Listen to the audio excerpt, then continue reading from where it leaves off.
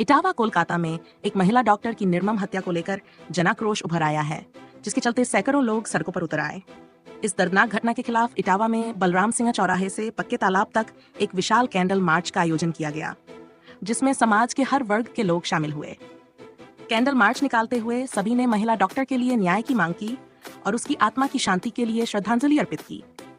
इस candle march में तमाम सामाजिक संगठनों के लोग मौजूद थे, जिन्होंने मिलकर मृतक महिला डॉक्टर के लिए न्याय की मांग की। यह मार्च न केवल न्याय की गुहार था, बल्कि समाज में बढ़ती हिंसा और महिलाओं के प्रति हो रहे अत्याचार के खिलाफ एक सामूहिक विरोध भी था। मार्च में शामिल समाजसेवियों ने कहा कि जब भी वे किसी बेटी के साथ दुष्कर्म या हत्या की खबर सुनते हैं, तो उनके दिल में गहरी शर्म और दुख का एहसास होता है।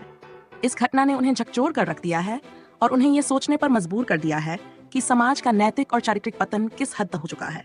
समाजसेवियों ने इस घटना पर गहरी चिंता व्यक्त की और कहा कि अब समय आ गया है जब हमें समाज में हो रहे इस नैतिक पतन पर गहन चिंतन करना होगा। उन्होंने कहा कि यह केवल एक व्यक्ति की हत्या नहीं है, बल्कि समाज के मूल्यों की हत्या है। जब भी कोई इस तरह का जघन्य अपराध होता है, तो यह समाज के नैतिक ढांचे को झकझोर कर रख देता है। इसलिए हमें न केवल अपराधियों को कठोर सजा दिलाने की कोशिश करनी चाहिए, बल्कि समाज के नैतिक पतन को रोकने के लिए भी ठोस कदम उठाने होंगे। कैंडल मार्च और श्रद्धांजलि सभा में विभिन्न सामाजिक कार्यकर्ता, डॉक्टर, इंजीनियर, शिक्षक, अधिवक्ता और विभिन्न संगठनों से जुड़े लोग बड़ी संख्या में शामिल हुए।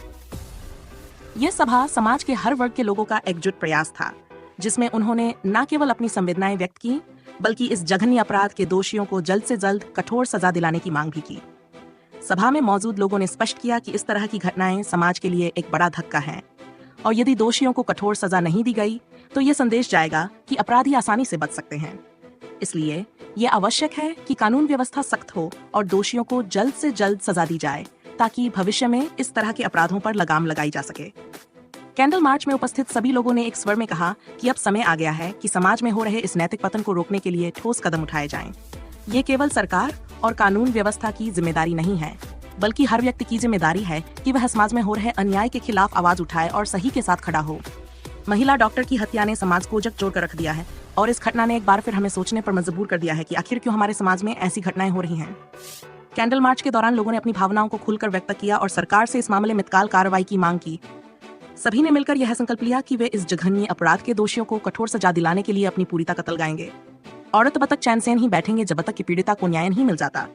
इस घटना ने यह भी साबित कर दिया है कि समाज में अभी भी ऐसे लोग हैं जो अन्याय के खिलाफ आवाज उठाने के लिए तैयार हैं और जो किसी भी कीमत पर समाज में शांति और न्याय की स्थापना के लिए तत्पर हैं।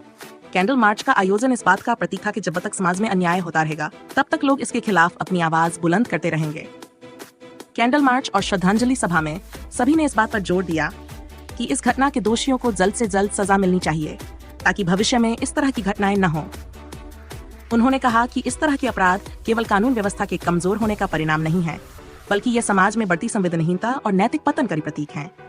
इसलिए हमें इस दिशा में मिलकर काम करना होगा और समाज में सकारात्मक बदलाव लाने के लिए प्रयासरत रहना होगा।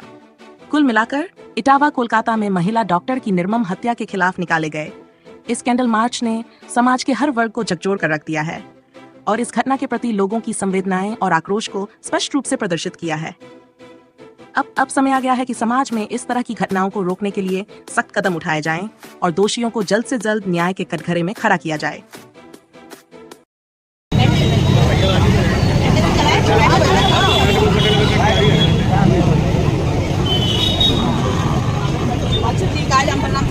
अपराधियों को फांसी दो, फांसी दो, फांसी दो, अपराधियों को फांसी दो, फांसी दो, फांसी दो, अपराधियों को फांसी दो, फांसी दो, फांसी दो, फांसी दो, फांसी दो, फांसी दो,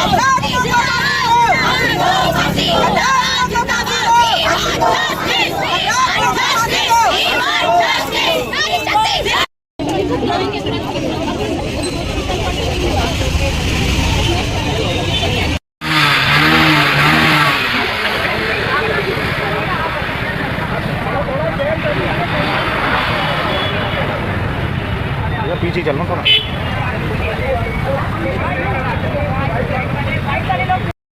मेरा नाम कृतिका सेंगर है और मेरी केंद्र सरकार से यही मांग है कि जब रातों रात नोट बदल सकते हैं तो एक लॉ पास क्यों नहीं हो सकता, क्यों लॉ पास नहीं हो सकता। महिला डॉक्टर के साथ उनकी आप केंद्र सरकार से क्या मांगे थी और क्या किसके लिए आप यहाँ पे आए?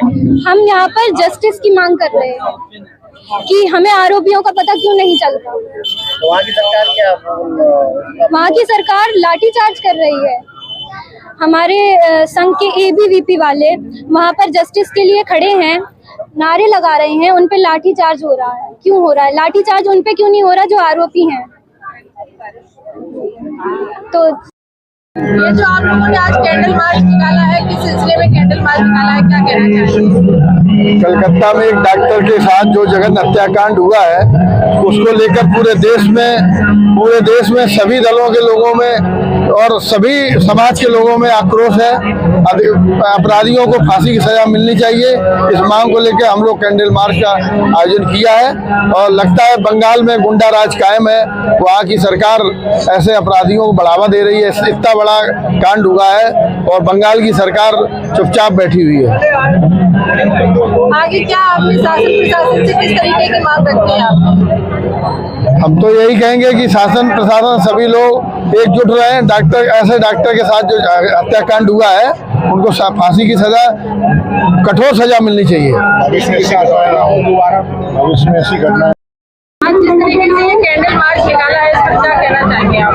इस पे ये कहना चाहूंगी जो हम लोग असुरक्षित महसूस करते हैं, कैंडल की रोशनी में ये प्रकाश डालना चाहते हैं कि हम लोगों के जीवन को भी इसी तरीके से प्रकाशित रखा जाए और सुरक्षा प्रदान की जाए और हम लोगों को इस तरीके से रखा जाए कि हम लोग अपने बच्चों को आगे बढ़ाएं या पढ़ाएं तो उसमें किसी भी तरीके की असुरक्षितता महसूस ना हो। कलकत्ता में जो महिला डॉक्टर के साथ जो घटना हुई है, तो क्या लगता है, मतलब क्या संदेश देना चाहिए कि इस तरह की घटना न हो या क्या आह्वान करना चाहेंगे आप? ये केवल एक महिला के डॉक्टर महिला की बात नहीं, ये सारी महिलाओं की बात है।